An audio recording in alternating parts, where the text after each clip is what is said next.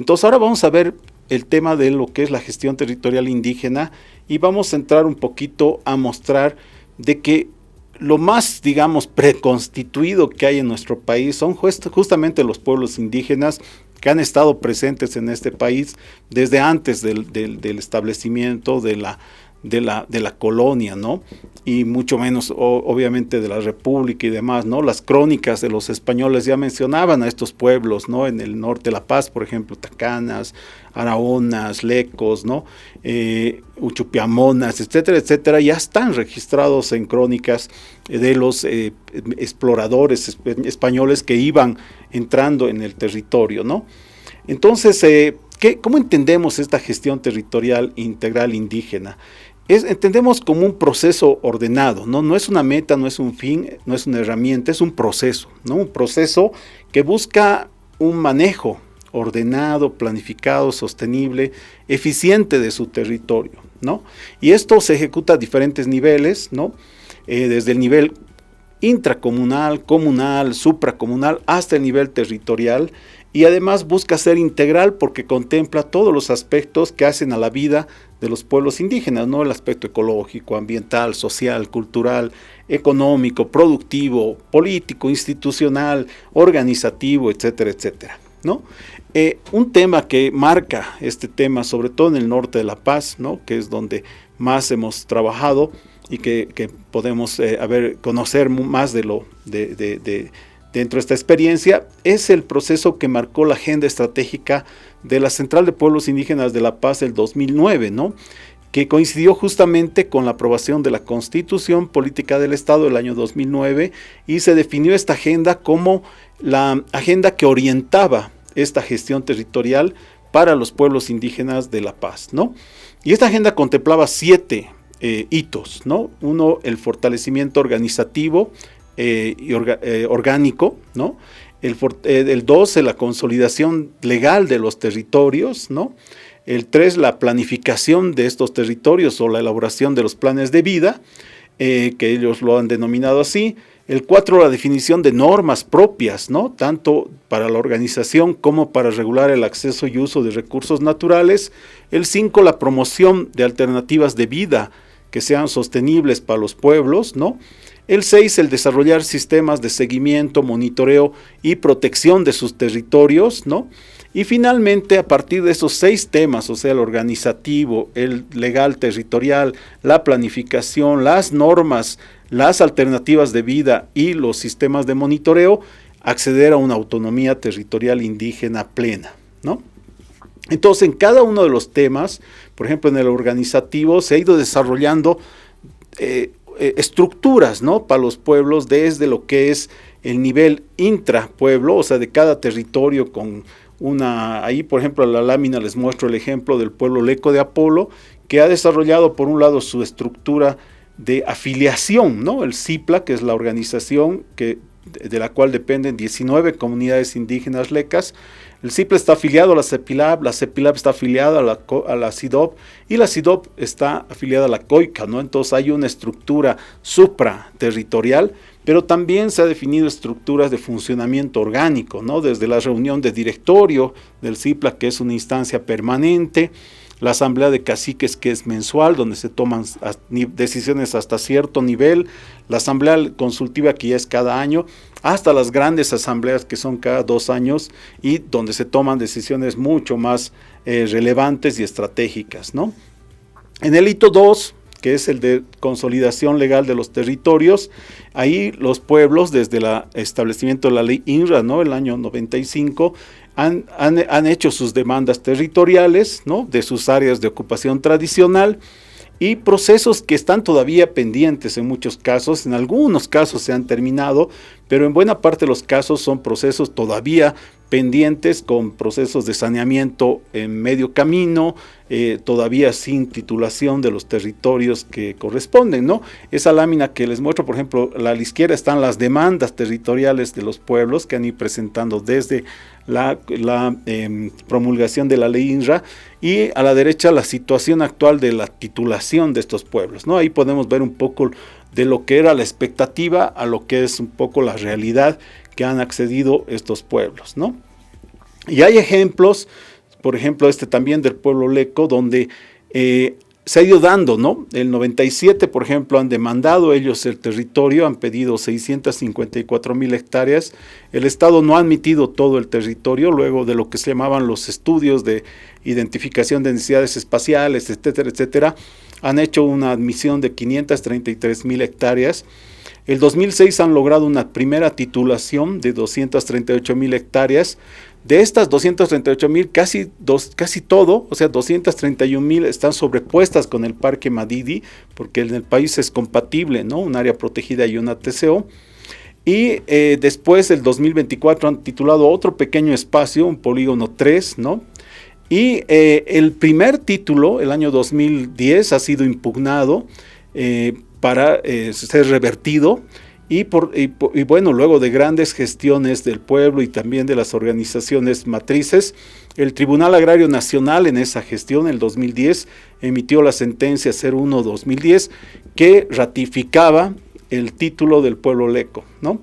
Y este ha sido un hito muy importante, aunque no tan conocido, porque esos argumentos que se usaron para impugnar el título, si eran admitidos por el tribunal en ese momento, podían haber puesto en una situación de mucha vulnerabilidad todos los títulos de TCOs, pero gracias a la gestión que se tuvo por los pueblos ese tiempo, se logró que el Tribunal Agrario Nacional más bien ratifique, ¿no? los títulos, y eso ha permitido consolidar.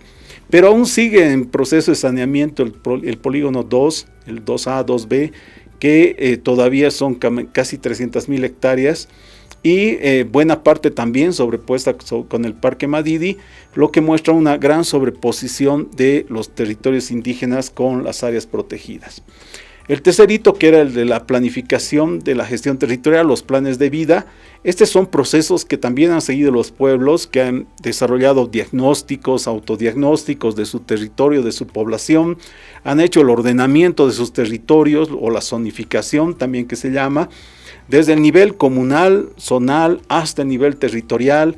Han desarrollado sus planes estratégicos de desarrollo propios en base a su propia visión, también desde planes comunales hasta planes de todo el territorio, y han desarrollado también planes institucionales de fortalecimiento orgánico, ¿no? Entonces ahí, por ejemplo, en la siguiente lámina unos ejemplos de lo que es la planificación del territorio, el ordenamiento desde lo que es levantamiento de mapas parlantes, ¿no? Sobre los usos, sobre las áreas de uso tradicional, áreas religiosas, históricas, culturales, pero también áreas productivas, ¿no? Que tiene el territorio, hasta su consolidación en lo que son las zonificaciones de los territorios indígenas, ¿no? Después ha venido lo que es el desarrollo normativo, ¿no? Ahí son dos tipos de normas que se han trabajado en los pueblos. Uno son las normas institucionales, o sea, los estatutos, reglamentos internos, muchos para acceder a la personería jurídica, ¿no? Y después también hay reglamentos desde lo comunal, ¿no? Y hasta lo territorial, pero también se ha trabajado normas de acceso y aprovechamiento de recursos naturales.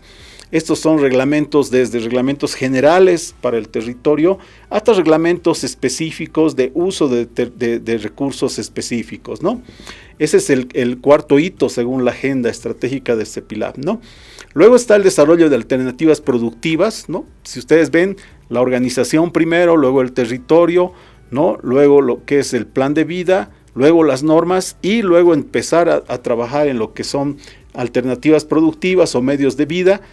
Y ahí se han desarrollado una serie de aspectos, ¿no? Producción de café, producción de jatate, incienso, copal, turismo, ¿no? Artesanías, ganadería, pesca, manejo forestal, maderable, no maderable, etcétera, en los diferentes territorios, según todo lo planificado previamente, ¿no? Y también el desarrollo de sistemas de protección, ¿no? Del territorio, evitar avasallamientos, identificar áreas vulnerables, identificar alternativas para contrarrestar estas vulnerabilidades, ¿no? Y en muchos casos, como mencionábamos, hay sobreposición. En el norte de La Paz es muy común la sobreposición entre áreas protegidas y territorios indígenas. Por ejemplo, el Parque Madí está sobrepuesto con el territorio Uchupiamona, con el territorio Tacana, con el territorio Leco de Apolo, ¿no? Y hay ahí una hay una compatibilidad legal, pero a la vez hay también un trabajo conjunto, ¿no? Que también es algo muy destacable en nuestro país, este tema de la relación entre áreas protegidas y territorios indígenas, donde han identificado más aspectos positivos, ¿no? de esta fortaleza que da ser área protegida y ser territorio indígena, que aspectos negativos que podrían poner en riesgo más bien esta sobreposición, ¿no?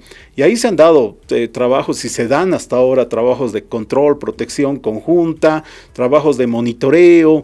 El año 2023, que ha sido muy, muy triste para el norte de La Paz en el tema de incendios, se han dado experiencias a la vez muy destacables, ¿no? De atención del tema de fuegos conjunta con guardaparques y pobladores, etcétera, etcétera, que muestran que esta relación ha sido en general muy, muy constructiva, ¿no? Y el tema de monitoreo, ¿no? Que ha definido cada pueblo una serie de indicadores que permitan conocer en qué medida todo lo anterior, o sea, todo el fortalecimiento organizativo, la tenencia de la tierra, el desarrollo normativo, la realización de sus planes de vida, etcétera, etcétera, y los medios de vida también, puede darse una medición del impacto de todo esto y de los cambios que está generando tanto en el territorio como en la población. Entonces ahí hay una serie de indicadores que cada pueblo ha definido en lo organizativo, en lo de protección, en lo de medios de vida, indicadores sociales, indicadores económicos, que establecen sistemas de monitoreo que ayudan a medir avances tanto en el territorio como en la población, ¿no? Y con todo eso la idea era acceder a la autonomía indígena, porque se abrió la esperanza el 2009 de que la Constitución reconocía, ¿no? El nivel indígena originario campesino como un nivel autónomo también. Y entonces esa expectativa de desarrollar todo ese tema organizativo, territorial, etcétera, etcétera, habría la expectativa de poder acceder a esta autonomía, ¿no? Bueno, después sabemos que las normas que han venido, la ley de autonomías y demás, en vez de aperturar como estaba en la Constitución, han ido poniendo más bien candados que han impedido el acceso a la autonomía indígena a la gran mayoría de los pueblos, ¿no?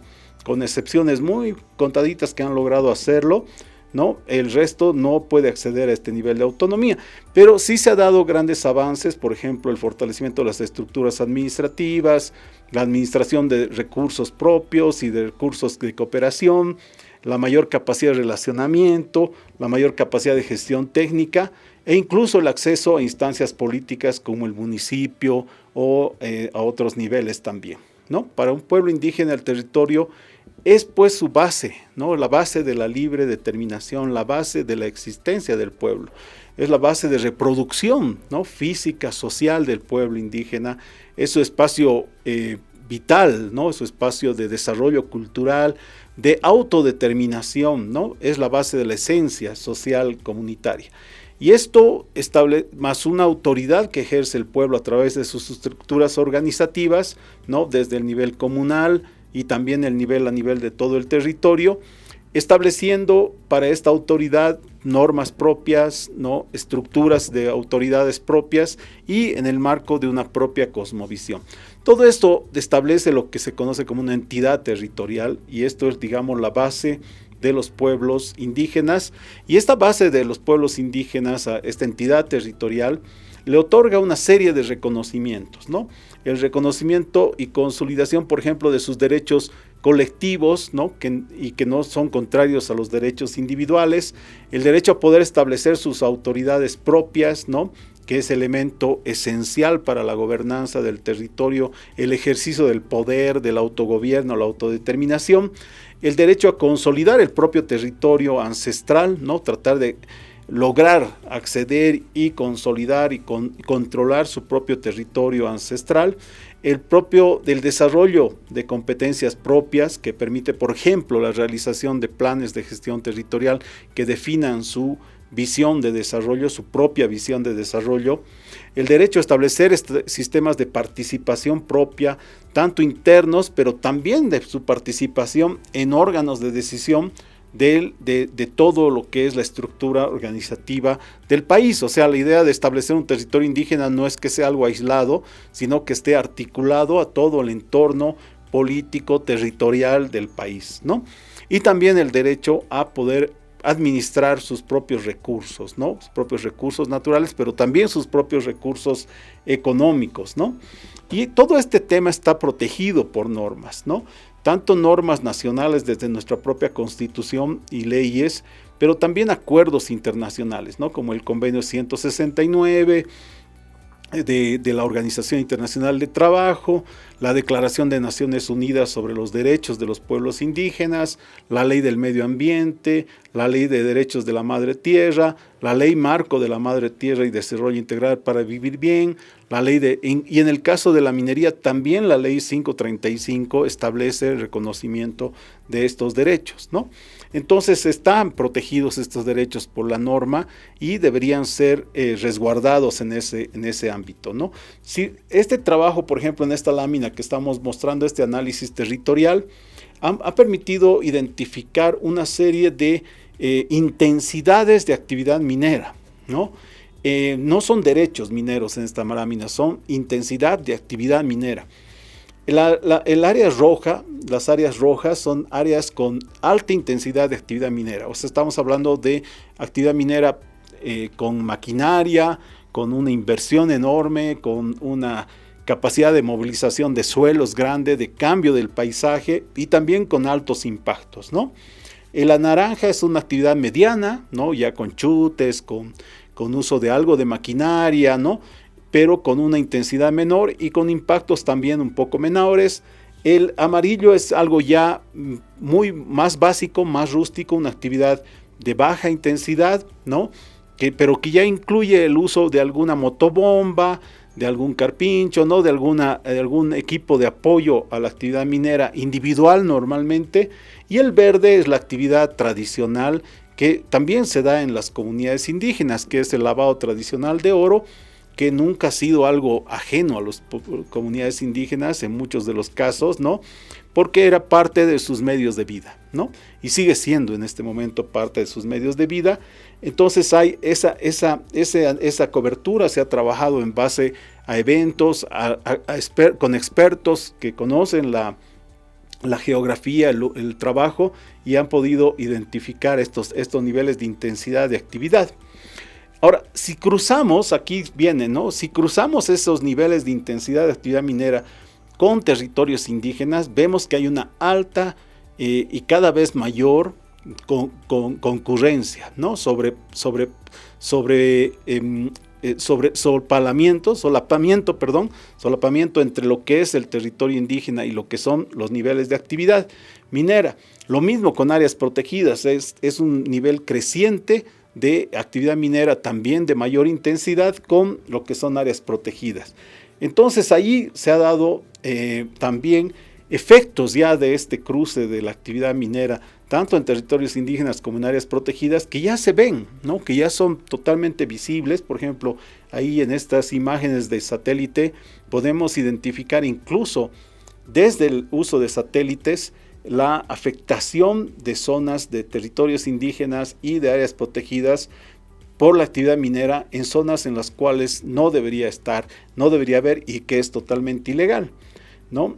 Entonces, ahí hay varios casos que se han dado de afectación de derechos territoriales, pero vamos a rescatar alguno como ejemplo, ¿no? Uno, por ejemplo, es el caso de Charopampa, y aquí me voy a permitir leer un poco lo que está en la lámina, porque este es un caso que ha sido bastante paradigmático y la Defensoría del Pueblo en su momento ha intervenido con mucha intensidad en este tema, y este es un conflicto que se ha dado entre el pueblo leco de Charopampa y una cooperativa, ¿no? 15 de Mayo. Ambos reclamaban su derecho. Uno decía, el pueblo indígena decía, nosotros tenemos derecho a respeto a nuestro territorio, y la cooperativa decía, nosotros queremos que se respete nuestro derecho minero que ha sido otorgado también legalmente, ¿no? Entonces, ambos desde su perspectiva, ¿no? Reclamaban al Estado que garantice los derechos que el propio Estado había otorgado, ¿no? Por un lado, el título de propiedad que le dio al pueblo indígena, y por otro lado, la concesión minera que le dio a la cooperativa, ¿no? Entonces, ahí lo que ha podido verificar en su momento la Defensoría es que al momento de otorgar los derechos, no se ha dado un adecuado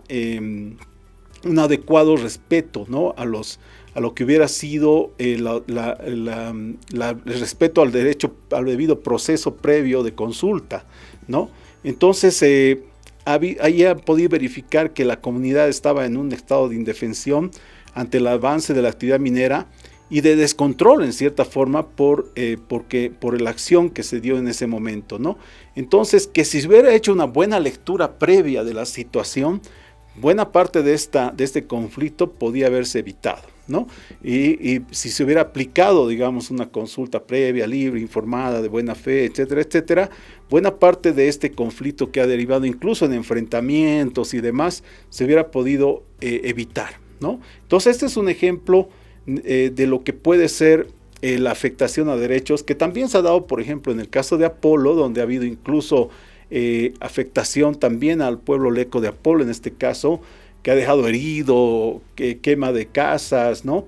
Emboscadas, etcétera, etcétera, con armas de fuego y todo eso, y ha generado también un rechazo de las comunidades al avasallamiento de operaciones mineras, ¿no? Y ahí también es otro ejemplo de cómo un pueblo con derechos territoriales ha sido afectado por la otorgación de derechos de mineros sin un proceso previo de consulta previa, libre e informada, ¿no? Entonces, hay ejemplos de afectación de derechos territoriales, ¿no? En el caso de lo que son el tema minero. Pero también hay afectación de derechos a la vida, a la salud, al medio ambiente, que se ha dado entre pueblos indígenas y operaciones mineras. Y vamos a recordar algunos de este tipo de afectaciones. Está, por ejemplo, un estudio que el 2018 realizó el IPEN con una pequeña ONG boliviana que es Reacción Climática, donde han identificado en 2 comunidades cesejas y con muestras muy pequeñas, ¿no? de muestreo, sobre todo en mujeres, que había un nivel de contenido de mercurio en sus cabellos superior a lo que permitían las organizaciones la Organización Mundial de la Salud.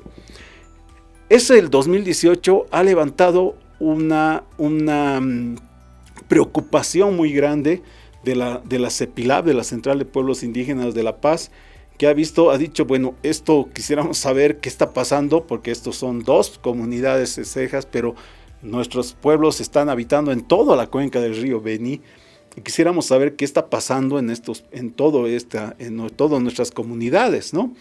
Entonces la CEPILAB ha pedido apoyo a diferentes instituciones y se ha logrado hacer un estudio ya en 36 comunidades indígenas pertenecientes a 6 pueblos, Cesejas, Leco, Mocetenes, Tacanas, Chimanes y Uchupiamonas, que tienen 8 organizaciones indígenas, en más de 300 muestras, ¿no?, de cabellos, y se ha podido verificar lo que el resultado de ese pequeño estudio del IPEN y Reacción Climática realizaron, que realmente había un nivel muy alto de contaminación por mercurio en comunidades indígenas, ¿no? Miren, más o menos de las total de las muestras, 74.5% superaban los niveles admitidos por las organizaciones de salud, ¿no?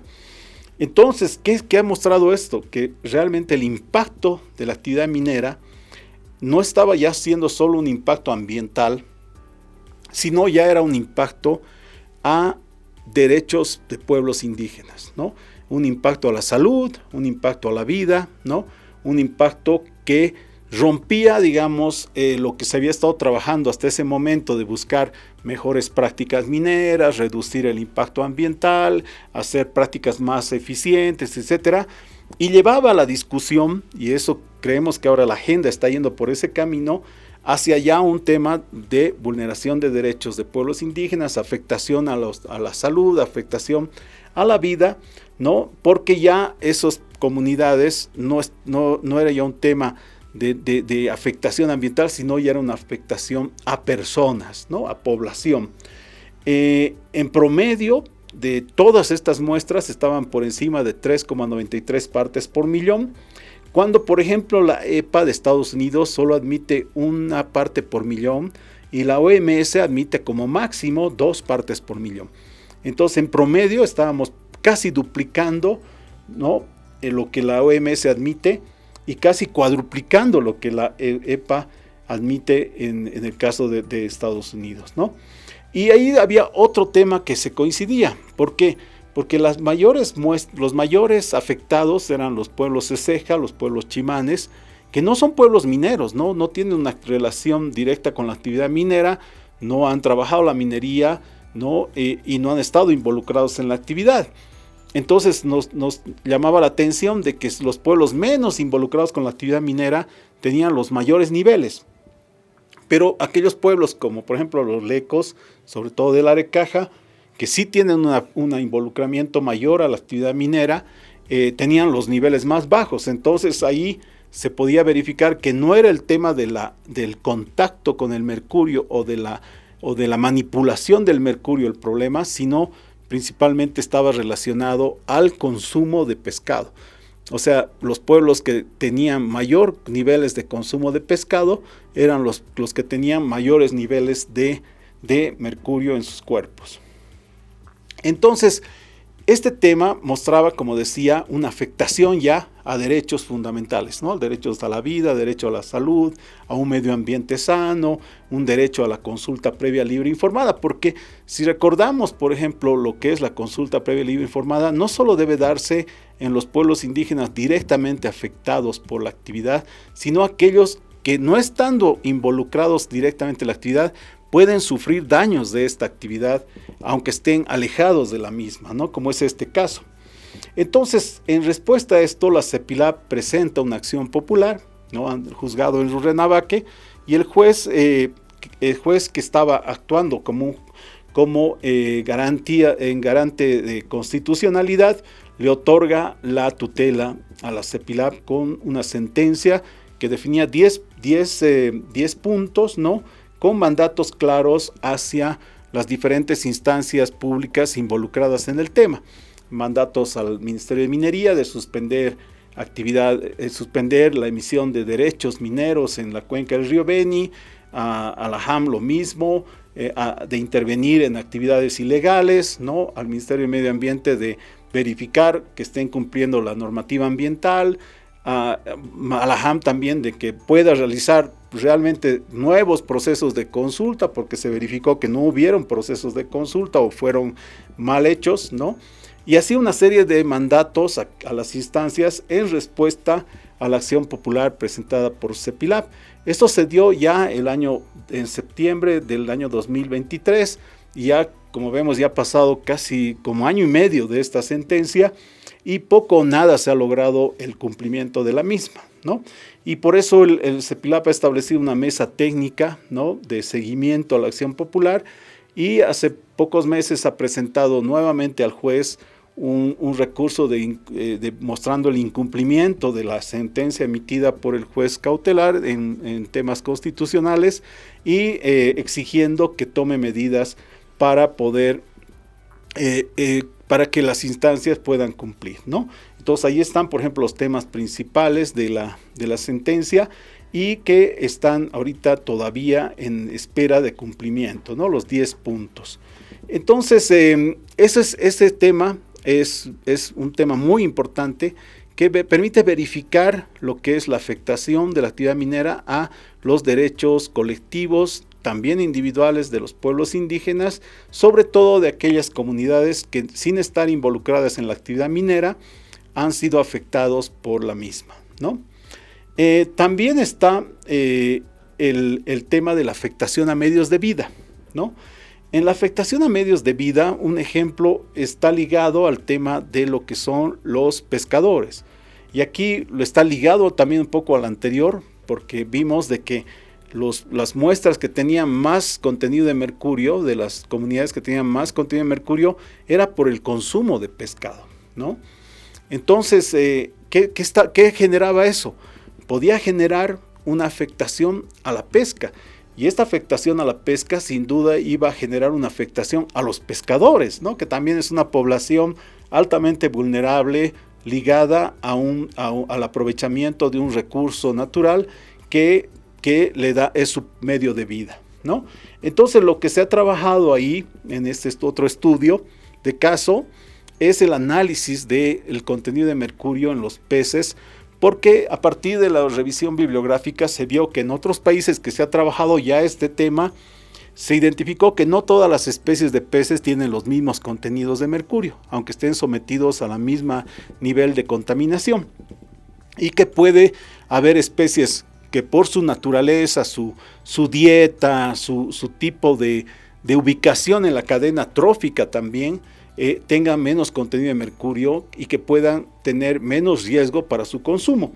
Entonces hay muy poca información, ¿no?, sobre el caso de las especies amazónicas, ¿no?, en este tema, y mucho menos de las especies que no son comerciales, ¿no? Uno puede encontrar más información del pacú, del surubí, del pintao, ¿no?, de las especies que son más consumidas, pero no mucho de las especies que no son consumidas comercialmente, pero que sí son consumidas por las comunidades indígenas, ¿no?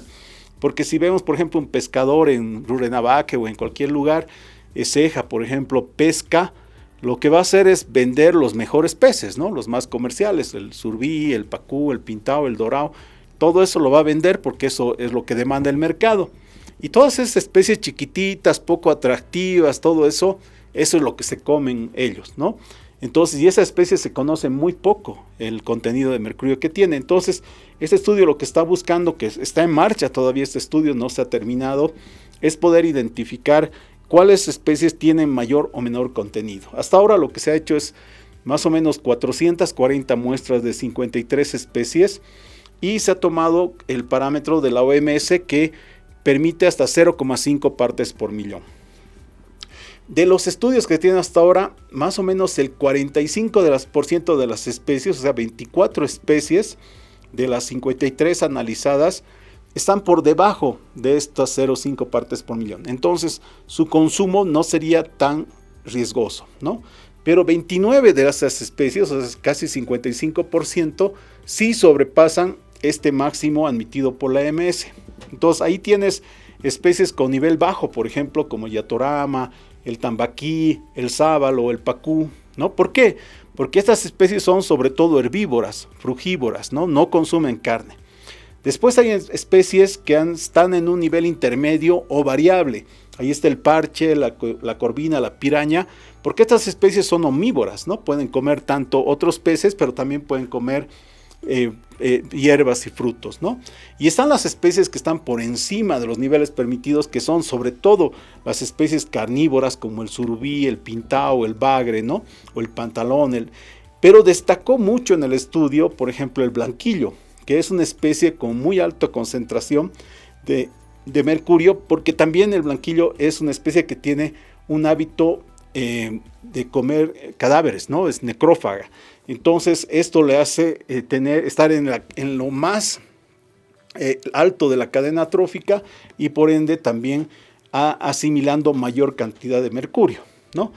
Pero bueno, nuestro país es muy rico, ¿no? Muy rico en especies, tenemos más de 1,400 especies de peces, entonces imagínense lo que se necesita estudiar para poder saber cómo está la situación en todas las especies que hubiera en el país. Hasta ahorita, como les mostraba, ha habido un estudio que ha sido en 53 especies más conocidas, pero hay todavía mucho que hacer en este tema y lograr llegar a un resultado que permita recomendar tanto a los propios pescadores, ¿no?, qué especies pueden ser más comercializadas sin mucho riesgo, y también a los consumidores qué especies pueden ser consumidas con menor riesgo, ¿no ve? Entonces ese es el objetivo final de este trabajo, que está ligado a este sector que son los pescadores, que ni bien han salido los resultados de CEPILAB sobre el contenido de mercurio en peces y que esa es la fuente principal de contaminación de la gente, han sufrido daños económicos porque los rescatistas han dicho, no, tu pescado está contaminado, entonces ya no te voy a pagar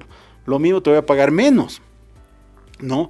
Pero en ningún caso ese rescatista después ha vendido en menos precio, o sea, ha logrado más bien mayor ganancia, y por ello se han visto ellos muy afectados, ¿no? Y de esa forma este trabajo está ayudando, porque como les digo, todavía es un trabajo en marcha, a que estos pescadores no pierdan ese derecho a poder mantener un medio de vida como es la pesca, sabiendo con mayor información qué especies pueden ser menos riesgosas por la contaminación y otras qué especies deberían evitarse por tener mayores niveles de mercurio, ¿no? Este todavía es un tema que debe difundirse, debe estudiarse mucho más. Es importante difundir a la población porque el hecho de saber que los peces tienen contenido de mercurio, eso te puede afectar porque el mercurio puede llegar a ser incluso mortal, puede generar un impacto y decir, bueno, dejemos de consumir pescado, lo cual tampoco es algo bueno porque el nivel nutricional que da el pescado es algo que es mucho más importante que el riesgo que puedas tener al consumirlo, ¿no? Entonces no hay que dejar de lado ese tema de que la nutrición que otorgan el pescado, sobre todo estas poblaciones ribereñas, es mucho más determinante que el riesgo que pueden tener de consumir por la contaminación. Entonces hay que orientar a las especies que poseen menos mercurio, hay que hacer mayor campañas, ¿no? de consumo responsable, ¿no? Hay que hacer un monitoreo también de las especies porque esto es cambiante, no es permanente, ¿no? Varía según la época del año, según el tipo los efectos climáticos también. Entonces es necesario ampliar la información y en algunos casos habrá que llegar a prohibir ciertas pesca, ¿no ve? Y apoyar la conservación de ciertas especies que pueden ser menos riesgosas, ¿no? Y también buscar alternativas para este sector pesquero que va a ver afectado su medio de vida, ¿no?